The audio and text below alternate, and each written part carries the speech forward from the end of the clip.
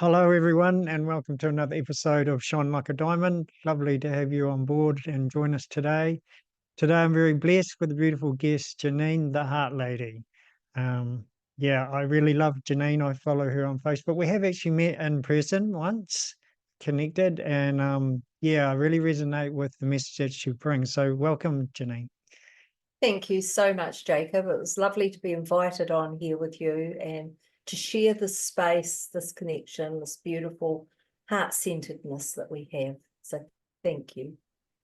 Yeah, I feel it's quite special, isn't it? That heart resonance you have with someone and what you come together and share and express, and whether you're connected or not, or you're just maybe even on social media following each other and you just see the post and you go, oh well, yeah, I really can feel that, and oh yes, I resonate with that.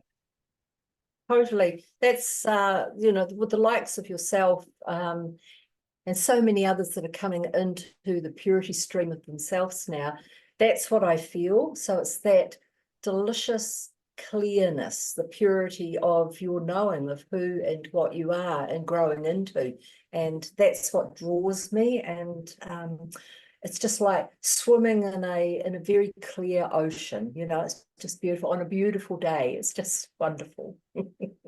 It's a lovely way to express it. Oh, I can really feel that when you say it. It's so nice. So how's that journey been for you? Like, this is where you are now. So has it been like that through life, or has it been quite a process and you did the classic, had gifts, lost them, come back and all that? I was born awake and aware to the fact that I didn't fit into this world that I had come into. And why didn't I fit? Like, why was I so different to every other person around me? There wasn't one person in the area, the family that recognized or viewed life like I did. So I've always been a square peg in a round hole.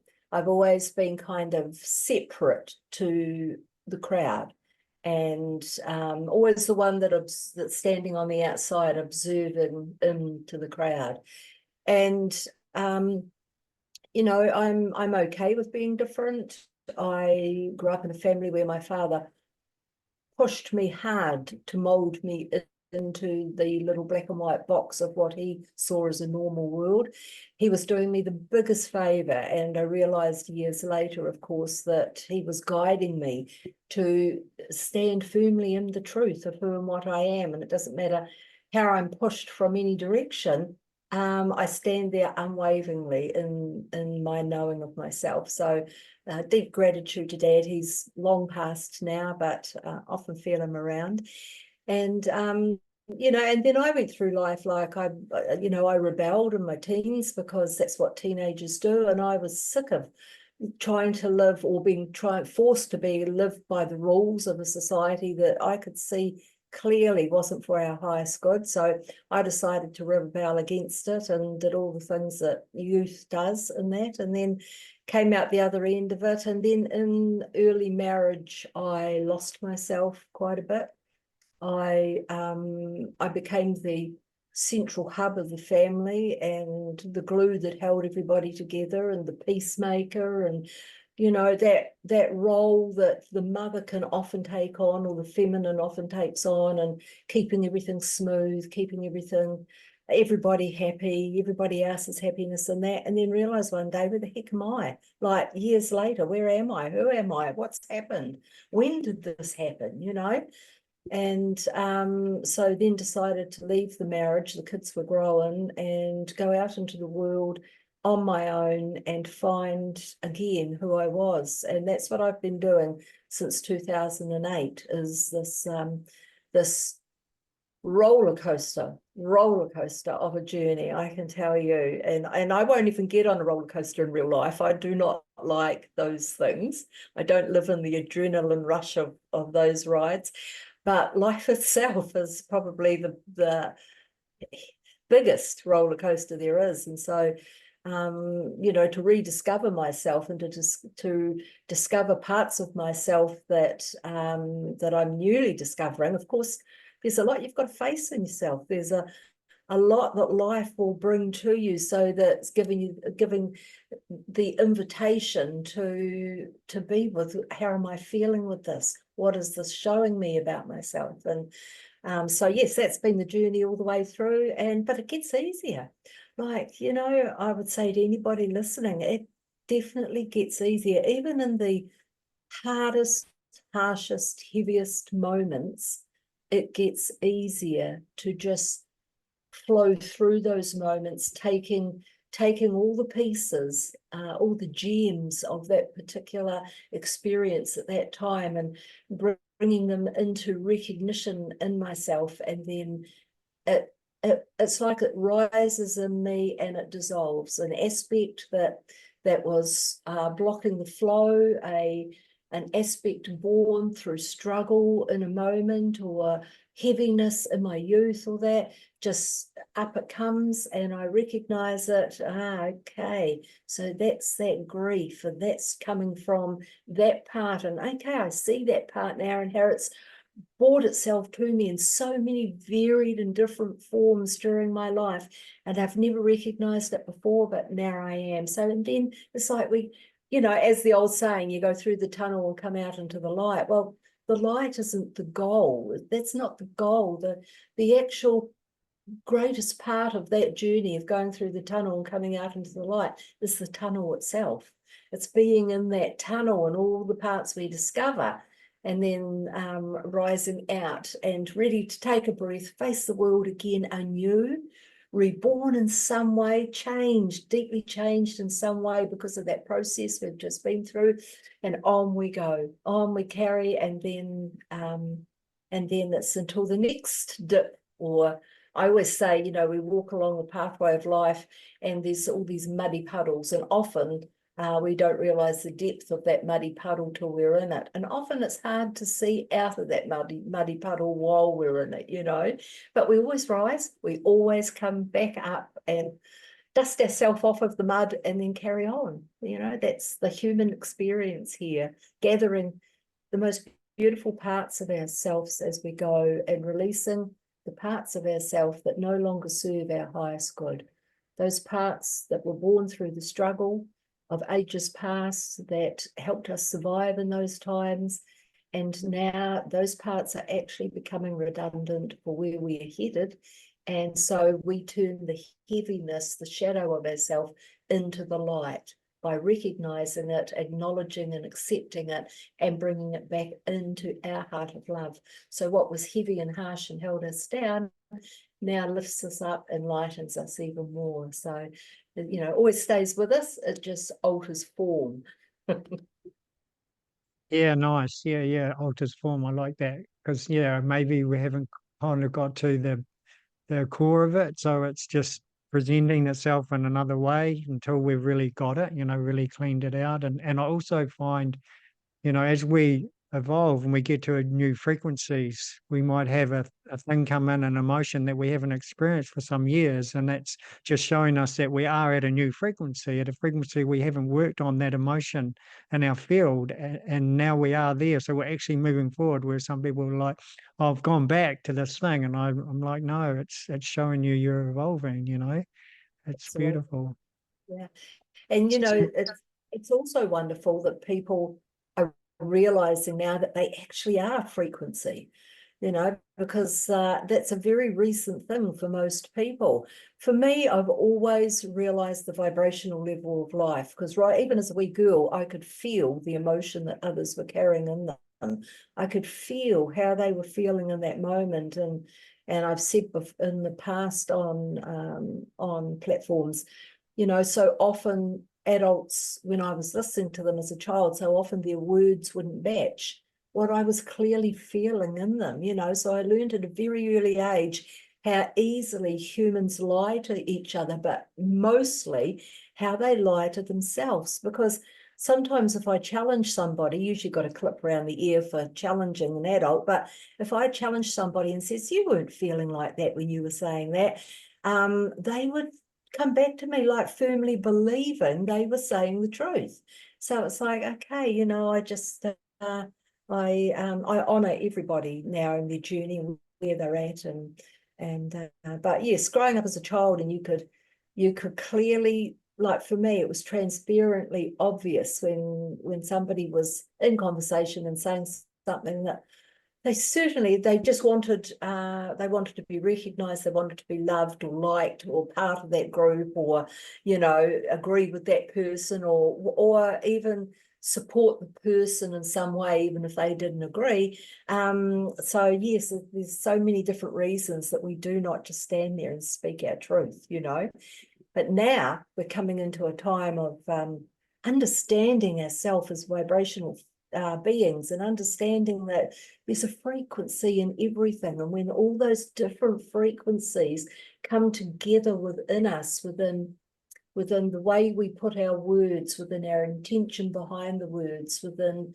our connection into the moment and our presence and our connection to each other, and like the frequencies, they fine tune, they come in and they make one harmonic frequency, and in that moment, but it dances, it moves and dances and morphs with life, so to get to know ourselves on that level is us coming into the realization that we are the creator being, and through the combination of these beautiful frequencies, we are bringing to life this experience around us in every moment, in every breath. And there's 8 billion of us on this planet at the moment, all doing their thing with their own frequencies. Most of them, of course, are got the blinkers on and work solely from the mind level, which can be very hit and miss, and doesn't allow the person to recognize and realize the depth of the truth of themselves. But they're still doing the same thing. They just do it unknown. Yeah, exactly. That's it. It doesn't matter where you are on your conscious journey. That consciousness itself is always happening. And there's always that field, and life's always reflecting to us ourselves. Whether you believe that or not, doesn't matter. That's happening. Yeah, It's a exactly. given. And I find it lovely what you're sharing there. And I think of like nature as well, how it communicates with us. Every interaction, every moment, even getting off this chair and walking into the kitchen, there's an interaction happening with everything around me, Yeah, and that's what you're speaking of, that frequency. yes, Um, absolutely. And we are nature. Like we as beings, we are nature. We are not separate from it, like we've always been taught in some way, in some manner, all our life, this separation. We are nature. Our bodies are all the elements of nature, and our spirit goes back into all the elements of nature when it leaves the body. The aspect of our soul that's here in this reality playing doesn't leave this reality till it's ready. If it wants to stay as part of this reality, when it leaves the body, it goes back into nature and becomes all the elements, the wind, the fire, the water, the earth, and it's our soul is actually part of the beauty, the extraordinary creation we see around us. And our body, when it ceases, it goes back to the earth, of course. So every part of us is actually nature, and it's been a deliberate ploy over this lifetime to separate us from that, to create shoes that have rubber soles on them to stop the beautiful energy of the earth coming up into our bodies. And like every part, when we look at it, the synthetic clothing, the sunglasses that we're encouraged to put on to stop the beautiful rays of the sun coming in, that are so fully coded and so life affirming. And we won't even go into the foods. I mean, I think everybody knows the synthetic foods and the sprayed foods and all that. But every part of our existence now, with the world that we're in, separates us, pulls us away from nature, so that we don't recognize that part of ourself. And now that we are coming back into alignment, mind, heart, body, spiritually, emotionally, energetically, physically, all these alignments happening, all these clickings into place, we're realizing that we are the clearest, purest, most connected when we are out in nature. Like, I mean, I'm talking to the converted here with you, because I mean, you only have to look at your Facebook page to know that you know what I'm talking about, that this is who you are. But the waters in our body communicate immediately with the waters of the ocean or the lake or whatever waters we're around. Like, people say, oh, isn't that beautiful? Look at that. But if they just stop for a moment and got out of the wonder of the mind and felt into the depth of the body, they would understand the communication that's going on with the waters in them, with the waters outside of them. You know, it's the same, of course, with the earth. It's the same on the mountains, with the air, with the currents, with the breeze, with the wind, with, you know, and it's like, if we allow it, we can feel it going right through us, as part of us, as who we are, rather than just, oh, I'm freezing cold, or oh, I'm so hot, or whatever. It's just, be it. Don't just be in it, be it. You know, let yourself be so present that you are it in that moment. So this is us coming back into that alignment as well, that connection. Yeah, totally, and it's so important. You know, absolutely vital for us to find that within ourselves, isn't it? That actually, you know, that nature way, that natural way of nature within ourselves, as nature is reflecting to us and communicating all the time. And I find interesting that here on Earth, I think most people don't see the planet as the water body it is, just like we have some idea of how much water is in this physical body. But also I don't think we really grasp it, but we also relate to the planet as land mostly. And then there's this amazing ocean, but we don't really bring it into our awareness of how much water there is on this planet. Good point. That's a good point, Jacob. I hadn't thought of that, but you're absolutely right. Yeah. Yeah, it's huge. It's huge, the amount of water that's on the planet. Because not only is the big vast ocean, there's all the lakes and rivers and snow and rain happening as well, you know. So it's, you know, moisture, dewdrops, you know, it's everywhere. And water is the messenger carrier. Yeah. That's that's what I call it. You know, it's the messenger carrier, and every stream, every river, every lake, every dewdrop on a leaf, it holds messages. And it's kind of like the veins and arteries around our world, and all the messages go through, and messages for the land and messages from the land into the ocean, and, you know, connecting with us. So there's a lot to be found in a connection with the ocean. It's always been my place. Water has always been my place. And all my life I've gone to the shore to shed my emotion, or to receive insight, or just to be, you know. It's always the ocean I'm pulled to. I was very blessed to be back in my hometown, as you know, of Christchurch. And it had been so many years, and I was so excited to be able to go every day down to the beachfront, Scarborough Sun, the beachfront, where I used to walk all the time, every day. So I just went back down and relived in the memory of years ago, brought it into this moment, you know, and so beautiful, such a blessing.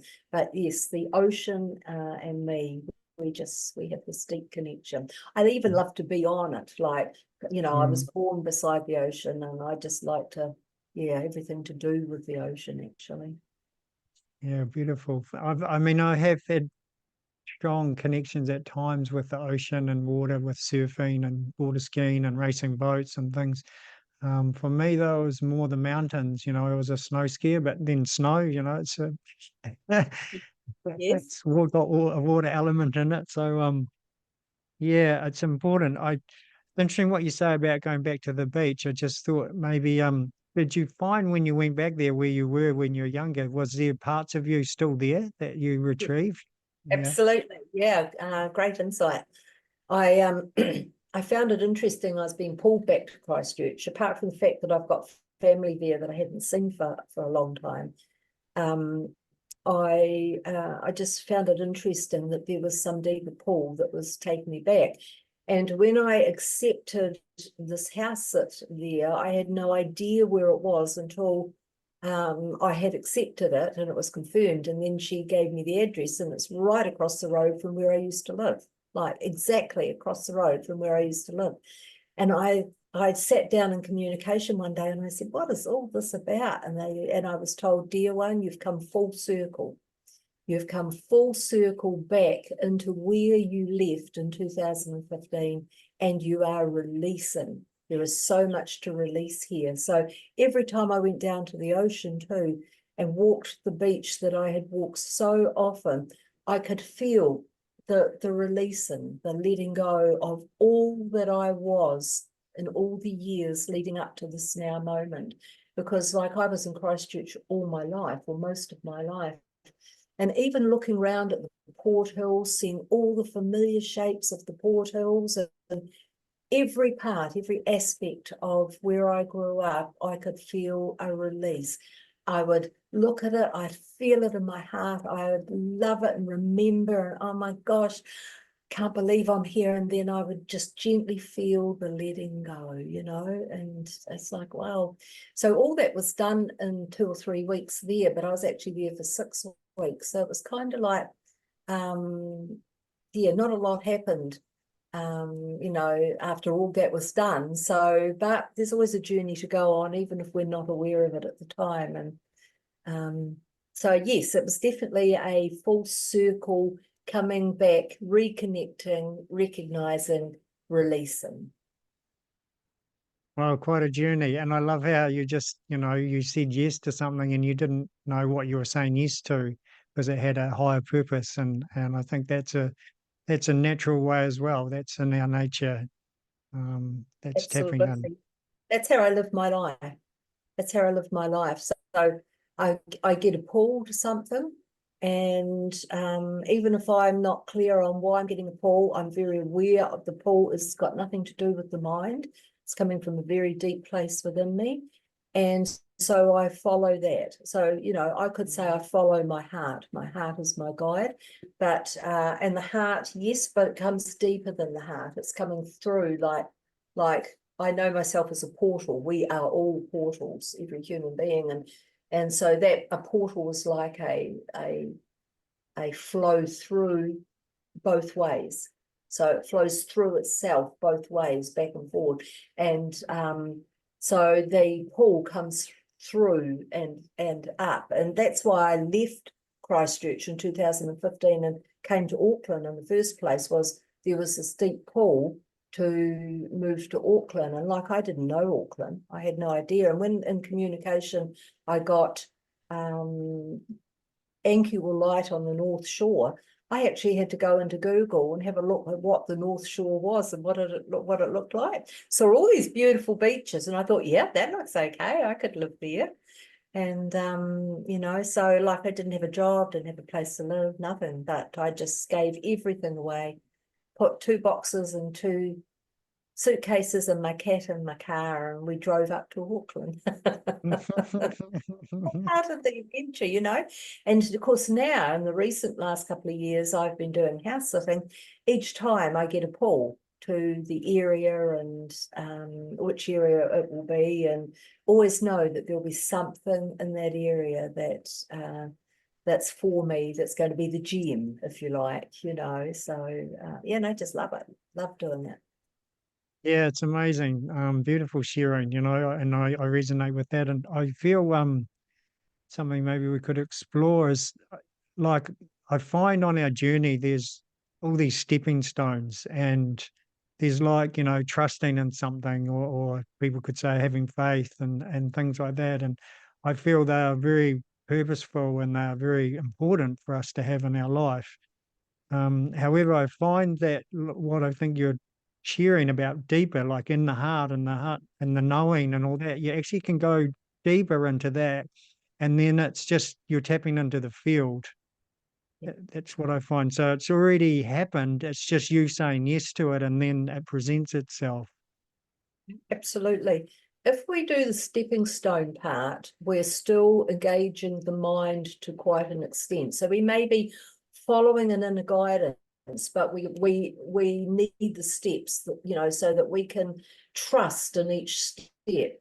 When we get to the point in ourselves where we're right in the flow, that takes the deepest trust of all, but we only need to do it once or twice to realize that the flow never takes us anywhere that's not for our highest good and have the highest experience. And so we can bypass the steps and just go into the flow without knowing, without like knowing that we're in the right place, we're in the flow, that it's all for our highest good, that there's something in this that's extraordinary, beautiful for us, but we don't know what it is until we do, until that moment that we do.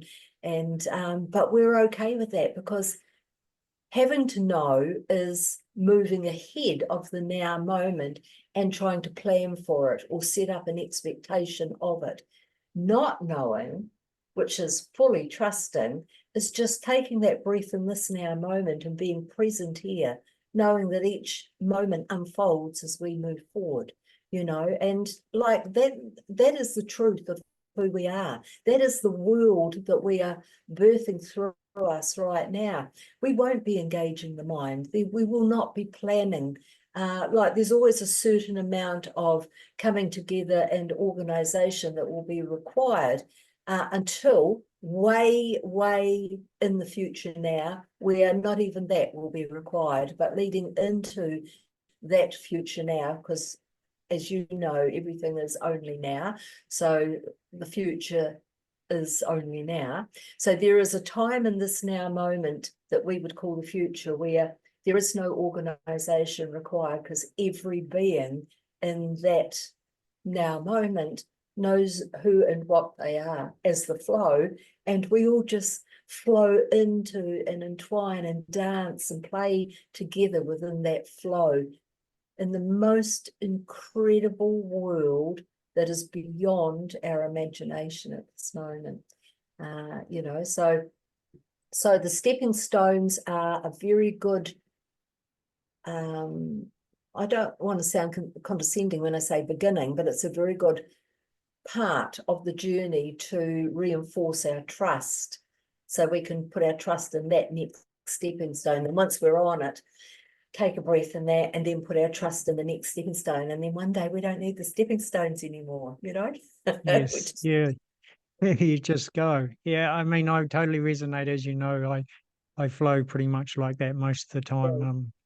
And I was the same. I was called to the North Island. You know, I was in Golden Bay, and my life was sweet, and my spirit was just like, you need to be in the North Island. And I was like, okay. And I resisted it for a little while, and then I finally said yes. And when I did, yeah, I had no idea where I was meant to go or what was happening. I didn't have a lot of money, and I was ended up woofing, and I just stayed with it. I just, okay, listened and interacted, and eventually on a physical level, I was brought closer and closer to the place where I was guided to be, which was Hohepa.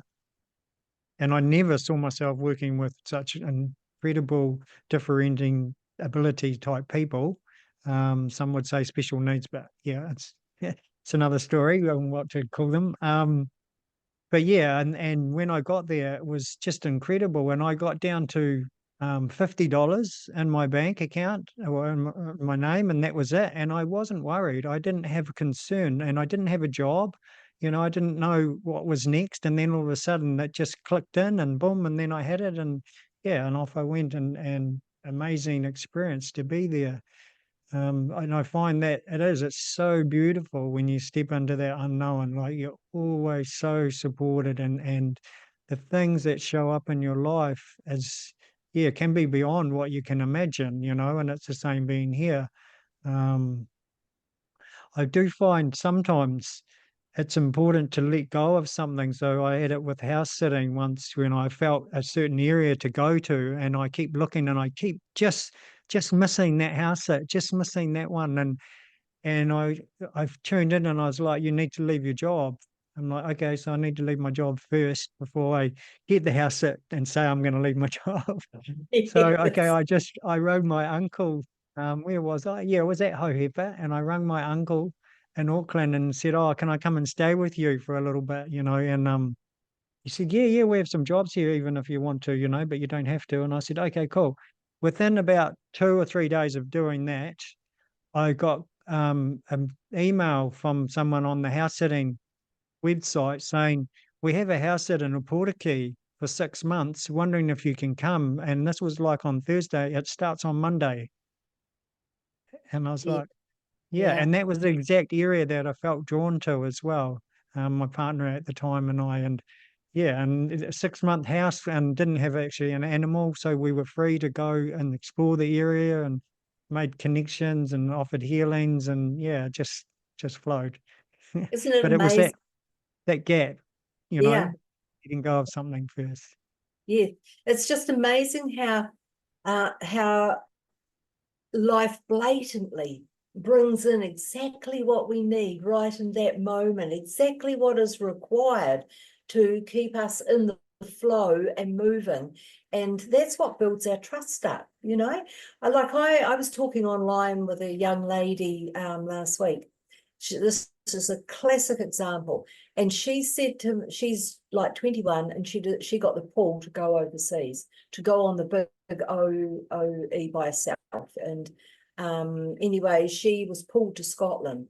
So she arrives in the UK, she stays with family for a few weeks to get grounded and get settled and that. Then she buys a push bike and hops on transport to get to Scotland, and she's biking along the road all on her own, completely solitary, and on the other side of the world, knowing nobody. The weather is cold. It's foreign. The whole thing's foreign.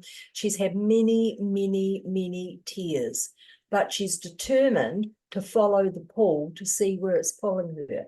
So anyway, she gets to the bridge that takes you over to the Isle of Wight from the mainland, and she stops at that bridge and she looks, and she knows that things are going to be very different once she's over that bridge. It's like disconnecting from the body of something and coming into a very different energy.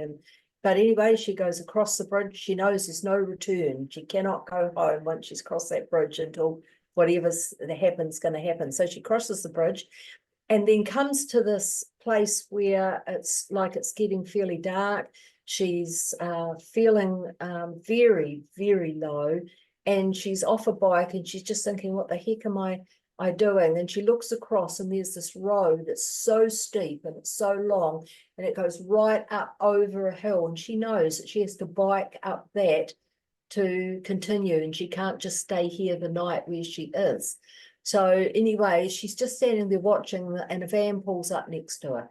And the people get out and they're mucking around, and she says to them, "Are you driving up over that hill?" And they said, "Yes, absolutely. It's the only way you can go."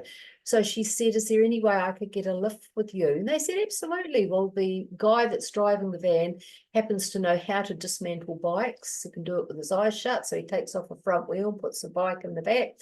She hops in the van with them. It took 15 minutes, what would have taken her over 3 hours to bike. They get her over the hill and into the wee township.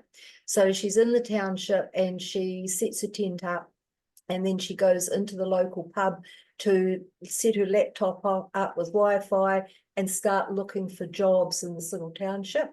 And the barman yells out, says, "What you doing?" And she says, "I'm just looking for jobs. I'd like to find a place to settle here in this township and get a job for a while." So he interviews her the next day, gives her a full-time job as a barmaid, and just across the road, he points her to a place they're looking for someone as a lodger. She's so happy in the place where she's a lodger. She's so excited about a job. Life just brought the whole lot in, and she's in a very different place now. This is a 21-year-old on the other side of the world, but she had the trust to follow the pull. And so this is still only her still in the pool and moving, but here she is, life's given her all she requires for this moment before she moves on again, or finds what the heart wants her to find in herself, which of course could just simply be the journey, but she knows she's on the Isle of Wight for some reason. So anyway, it was such a fascinating story, and such an example, so pertinent to to the trust that's growing in every one of us, and the pull to follow our inner guidance, our heart guidance, and how it's always got our highest good as its goal. And how when we step out of the way of that, when we can have our moments of deep fear, our moments of grief and all that, yes, but we don't stop moving forward in the pull. We keep on moving forward because there's something deeply rewarding, something rich in following that pull, you know. So yeah, anyway. Beautiful story. Yeah, thank you for sharing. Yeah, the magic's there, and I guess, you know, it's good to share these, because then it gives people something who may be feeling something like that, some kind of pull, but not sure what to do. That, you know, that when you do, you're supported. The magic can happen, and you know, it's so important now. You know, the energies are really supporting us to step more into our truth and aligning with our heart calling. So, Yeah. and with everyone who's doing that, that's assisting someone else to say yes to it as well. Absolutely, we model. I say we all model love for each other, but you know, where we're at in coming home into our deepest purity, our deepest core love, we model where we're at for each other. So we reflect it back to each other's measure, if you like, and reflection. And so we're supporting each other. We're individual, we're all unique. We're all got our own journeys. We all speak in our own way. We use our own words. We're a combination of all our experiences, yet every one of us is moving in the same direction. Every one of us has the ultimate goal at the end, you know, coming into the oneness and purity of ourself as one. So, you know, it's fascinating. It's just fascinating. Yeah, it is. It is. And that, like, coming together like this, we get to see each other for who we truly are as well. And I feel that's the beauty of, yeah, being okay to step out of the norm. And I feel many of us, you know, we were that as a child, you know, like reflecting back on what you said. Yeah, for me, I just called life the big competition. You know, that's what life was. It was just the big competition. Everyone's trying to one up each other, and I don't get it. Like, what is that all about? You know? Yeah, yeah. There was And now we're here. yeah, exactly. So many of us, you know, that were born with that marked difference in us to the generations before. Our generation was the generation that brought the shift in. So we went through normal, abnormal upbringings, harder for us that were aware we weren't a fit and what the heck was this world all about, but still having to be a part of it and live in it so deeply because all those around us were still completely embedded in what I call the old world. So we came as the straddlers of the old and the new world, and then the generation from us, they are even more into the new world. So they find it even harder than what we did because of how this world is now. It's so blatantly obvious, so transparent in what's going on. And these young ones have a purity about them that's just so gorgeous that, yeah, a lot of them struggle deeply. A lot of them go completely off track. A lot of them leave. They just don't hang around because they don't want to be here, you know. So, and then we have the babies, the little ones that are coming through now that are coming, I call them the God children. Not that I use God as a word and how most people do, but it's like they're coming in in their purity as we all did, but they will not be changed. They will not be in the programming. And oh my gosh, the light in their eyes, the recognition that's already in them as the tiniest baby being pushed around in a pram, and the way they are interacting with adults, and like they don't see themselves as this tiny little child that is here to to learn like we were. And I'm noticing a lot of parents are treating them very differently too, treating them as if they know a lot already, which is wonderful, So, you know, we're evolving, we're moving, we are the change. We are the change that's here, but it started with us, and it's like we're doing it differently this time. Like this, changes like this have happened right throughout time, but this time we're not going to wait for some catastrophic event that's going to take us all from our bodies and we'll be reborn into a better world here. We're forging the way through with sickles, slashing the track clear into the new world, bringing our bodies with us. So we are a major part of, we are the change, and we're going to stay here, rooted deeply in these physical bodies that are changing rapidly, and we're going to see the course right into the new world as the anchored light here, the anchored love. So that's the new part. Is you know, many will leave. Yes, many will leave. They will opt to leave, and then there'll be those that keep on moving forward, being the wave of the change and bringing the form of it all with them, through them. Yeah, and I like how you say anchored, you know, because I feel that's important as well. I think there's still a lot of people who living in, say, the spiritual communities or conscious ways that don't realize how important the body is. And, you know, this vessel was absolutely vital on how it's operating and what you're consuming and what you're putting into it to bring those codes through, to bring them into the body and anchor them into the planet, you know. So I think that's, you know, ascension happens here. We don't want to be shooting off somewhere else. I don't feel, you know, that's not what it's about at all. No, it's all about being right here and embodied. We are soul embodied, and what's happening now is more of our soul essence is wanting to come in here and experience itself, and so we'll be more deeply present here. We'll be deeply knowing, you know, as creators, and like most of my life, up until probably 15, 20 years ago, I was one of those spiritual ones that always believed I took off somewhere. I'd leave the body easily and take off into other realms and dimensions. And right through my childhood, I had beautiful beings that were always with me. And I always felt like I'd found pockets outside of myself where I could get through into other realms and realities and that. And then I had this huge learning that you don't go anywhere, you do not leave. There is nowhere to go to out there. Everything is inward, down and inward through us. So every reality, every dimension, we are the portal through. So we don't leave ourselves at all.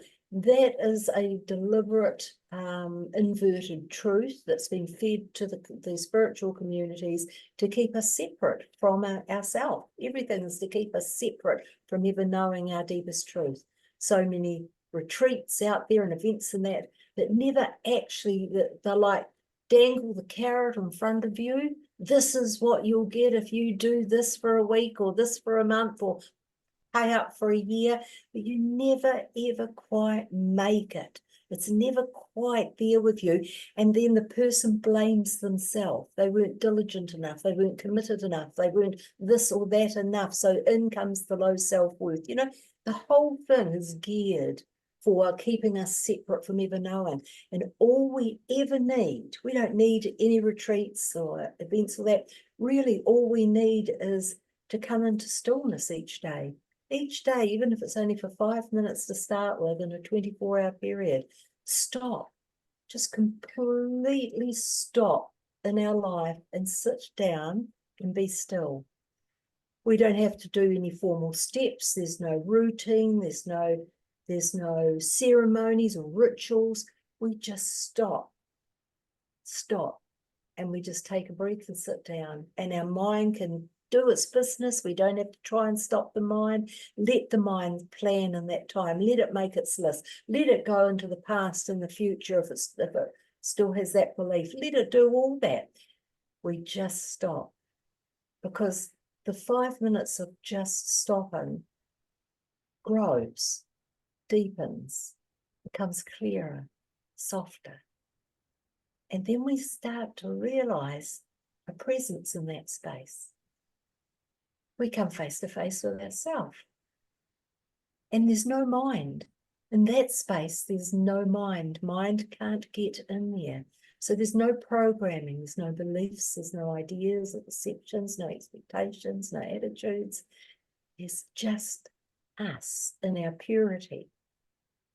And when we start to feel that, there's a part of us that wants it more. So we might extend 5 minutes to 10 minutes and whatever, however it goes. And all we're invited to do is stop. It's just stop. We stop from the chaotic busyness of the external world that's an absolute distraction, being created as a distraction. And we just take a breath and we just sit. I mean, imagine giving yourself 5 minutes to just sit, do nothing, just sit. Permission to do nothing, permission granted to do nothing. Don't move our hands around, don't pick up a glass and start drinking water while we're in there, don't listen to soft music while we're in there. We do nothing. There's no movement. That's the only stipulation, is there's no movement. Get ourselves settled any way we want to, and we just stop. And we start finding we fall into ourselves. There's this thing that happens, you would know it, we just fall into ourselves. And we come into this place that I call the spaciousness. And in the spaciousness, we notice that it starts to grow and grow. And the spaciousness is actually who we are. We are that spaciousness in our purest truth. We are that spaciousness that's growing in all of us now. And we start to realize the stillness and the spaciousness, even as we're moving out in our daily life. Any second that we just stop or notice or observe, we can feel that spaciousness in us. So this is us coming into presence. We're bringing ourselves fully into moments and engaging with the moment in no way but observing and feeling the multi-layeredness of the moment. So this is every one of us. This is the journey forward from my personal awareness of where we're going now and who we are. And there's no fight in that place. There's no resistance. There's no nothing. Truly, you would know. I can feel it in you that you know this place. There's no nothing, and yet within that nothing, we find everything. You know, such a paradox. It is, that is it. And it's so hard to really explain to someone because it's an experience, you know, really. And until you've really experienced that, I even relate to it as being empty, you know, just being so empty. It's just an emptiness and a vastness. And then within that, like you say, there's just everything. You're just connected to every single thing. But it's not busy or overwhelming or pulling you in any direction. You're still just still in presence, and you're very present with that moment. It's an absolute vital one, you know. I mean, it has been around for a long time, but again, I think it's something that people haven't really grasped, is that just be present with the now moment. It's like, yeah, I'll be present. Yeah, okay, it's cool. Yeah, but I actually want to go and do this and do that, and that's better. And I like, yeah, being this way. But it really is. I remember when I was early on my journey and someone asked me, you know, what's the best spiritual practice or something like that. And I was like, you know, I don't have an answer for that. And then I was like, well, maybe there's got to be something. So I just felt it and I just said, yeah, being present. I think if you were just present with every single moment, that's the best thing you could give yourself. Yeah, absolutely. I mean, most people find it difficult to even be present in a conversation. So whatever the other person's saying triggers something in them, and they immediately talk over the top, and it's all about what they've got to say and not what the other person was saying. So even learning to just give the person who's speaking space to finish what they're saying before coming in, you know, it's like, to me, it's it's such a vital part of connection with someone, and such a vital part of seeing someone and honouring them in the words that they want to share and expressing their feelings in that. And yet I see it all the time, every day. I see how people have no awareness, that they're not even listening to the person. They're only getting out of it what's in it for them. What does it remind them of with themselves? What experience have they had in that? And then they blur. So even that in itself is something that's many are still coming to learn, to just honor the space of conversation. Yeah, and I feel that's part of that heart space as well. That's when we're not in our heart, we are in those conditionings and that belief, oh, I have some information, so this means I'm someone. So yeah, I'm just going to talk, because then I feel good, or I've got something to say, and da da da. And like you say, yeah, no one's listening to anyone, and No. possibly saying the same thing. And the sad thing, I guess, if I use that word, is that whatever someone's ever experienced, if two people have the exact same experience, when you really listen to them sharing it, it's different because they come from their place. Everything that they've experienced in this life and past lives come through them. So when we truly know how to listen, we still learn something that even if we had exactly the same experience ourselves. Totally. When I used to be given really tangible lessons in my inner vision, so because I'm a visionary, often I would be consciously in the vision and learning something. And so this particular time, in communication, it was said to me, go and stand on a busy street corner in New York City. And this is in the middle of the day, like not at night when I'm dreaming or anything. And I shut my eyes and I took my breath in, and I went and planted myself on a busy street corner in New York City. And then I was told, gather 100 people around you. So all of a sudden, all these people, it was like I was at the lights, and all these people came and they were all around me. We were 100 strong, great big, huge amount of people. And then I was told, now everybody look up. So we all looked up like this. And then I'm the observer. So then I'm the experiencer in the middle of that circle looking up, but I'm also the observer on the outside watching the whole thing. And so then it was every person standing in the same spot, in the same city, on the same point of energy in the world, and everybody is looking up at the same sky. And yet not one person in that group is having the same experience or seeing the same thing. So then I moved around energetically from person to person. I didn't do the whole 100. I only needed to do about 10 to realize the learning. That, one might be with the color of the sky, and one might be with the form of the clouds, and one might be with what the heck are we all doing this for? I can't see anything. And another might be with, don't know why we're looking at the noise, the pollution here. And like everyone was having their own experience. And the learning then, this was so many years ago, and the learning then was that just exactly what you were saying, that not one of us experiences the moment the same as another, not one of us, because we are a complete product of all our own separate, individual, unique experiences. So in the moment of having the now experience, it will be different to the other person that's having the same experience. So completely, I haven't thought about that vision for years and years, but what you said just brought the whole thing back to me. It's a beautiful experience, and yeah, it's great to get that insight and be able to see it firsthand like that. I think that's really quite magical, and it would have helped you on your journey along the way as well.